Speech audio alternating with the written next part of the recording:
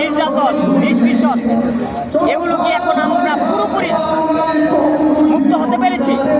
আমরা মনে করি যে এই দেশে শ্রমিকের মজুরি 25,000 টাকা ঘোষণা না হওয়া পর্যন্ত এদেশে অধিকার কোনো আদায় হয়নি। আমি মনে করি ব্যক্তিগতভাবে আন্দোলন চলছে, চলবে, তবে ডক্টর ইউনূস সাহেবের বিরুদ্ধে এইরকম না। আন্দোলন সংগ্রাম যে যখন সরকার থাকে তার কাছে আমরা দাবি দেব, তার কাছে আন্দোলন করব, তার কাছেই সংগ্রাম করব। তিনি আমাদের আন্দোলনের কারণে তারা বুঝাইতে পারবে আন্তর্জাতিক বিশ্বকে এবং দেশকে যে এইটা না করলে ওইটা না করলে আমরা দেশ চালাতে পারবো না। তখন তারা শ্রমিকের মজুরি 25 বৃদ্ধি করবে। আন্দোলন ছাড়া কোনো কিছু শ্রমিকের মজুরি বৃদ্ধি হবে বলে আমার মনে হয় না। ভাই, জুলাই ঘোষণাপত্র সম্পর্কে আপনি কি বোঝেন? আমি যতটুকু ধারণা আমি শুনে মানে জুলাই ঘোষণাপত্র দেখেন, যারা মুক্তিযুদ্ধের সনদ পাইছিল না, মুক্তিযুদ্ধে কিছু ভালো লোক যারা মুক্তিযুদ্ধ করছিল তারা কখনো সনদ চায় নাই, তারা কোনো ভাতা চায় নাই, কিন্তু তাদের কি হইলো, তাদের রাজাকার বইলা ভালো ভালো লোককে ফাঁসির কাল করে তারা করলো। অনেকের ফাঁসি হয়েছে, অনেকের যাবজ্জীবন হয়েছে, অনেকের মুক্তি হয়েছে। ঠিক তেমনই জুলাই সনদটা এখানে সবাই অংশগ্রহণ আছে। এখানে যে বিএনপি 2-4 জন অংশগ্রহণ নাই সেরকম সবাই যারা এখন জুলাই যোদ্ধা মানে যেই দলেরই হোক, এখন যদি তারা সনদটা না নেয় ভবিষ্যতে তাদের যদি রাজাকার বলে একটা নিপীড়ন করে, সেই কারণে এই সনদটা সবার জন্যই দরকার আছে, সর্বদলীয় এই সনদটা দরকার আছে। নির্বাচন তো আসতেছে ভাই, হ্যাঁ, আপনার কি মনে হচ্ছে সুষ্ঠু নির্বাচনের ব্যাপারে আমি তেমন কোনো গুরুত্বপূর্ণ পারছন না। জনগণ বুঝবে নির্বাচন কি হবে না হবে না। এখনো পর্যন্ত আমি তেমন কোনো দেখতেছি না যে নির্বাচনের কোনো ঘোষণা দেখি নাই। কবে হবে সেটা আমরা একটা আশাবাদী হতেও পারে, নাও হতে পারে। এটা সরকার এবং বড় বড় দলগুলো মিলা, ছোট বড় দলগুলো মিলা বুঝবে। এই ব্যাপারে আমার কোনো অভিমত নাই। জনগণ যেমনি চায় এমনি। তো আজকে তো শেখ হাসিনা পালিয়ে যাওয়ার 1 বছর হইল। খায়রুল ভাই, তো 1 বছরে কি দেখলেন? আজকে তো শেখ হাসিনা এখান থেকে পালিয়েছে।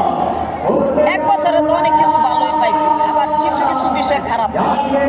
কিছু কিছু বিষয় কি দিন দুপুরে কোন খারাপ এগুলো ফেসবুকে আসে, এগুলো আমার কাছে দেখতে ভালো মনে হয়, এইটাই খারাপ। তো আজকে কি আপনি শেখ হাসিনাকে মিস করছেন এই গণভবনে? না, আমি কাউকে মিস করি না। আমি আমার জনগণকে মিস করি। আমি কোনো দলের, আমি কোনো ওই আল্লাহ ছাড়া কাউরে আমি প্রভু মানি না। ওই বঙ্গবন্ধু আমার প্রভু না, জিয়াউর রহমান আমার প্রভু না, শেরে বাংলা আমার প্রভু না, মাওলানা ভাসানী হাজি দুদুমিয়া আমার প্রভু না।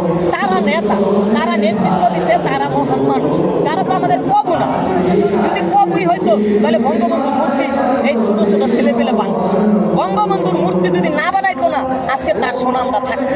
কারণ মূর্তি আমাকে মুসলমান ধর্মে নাই।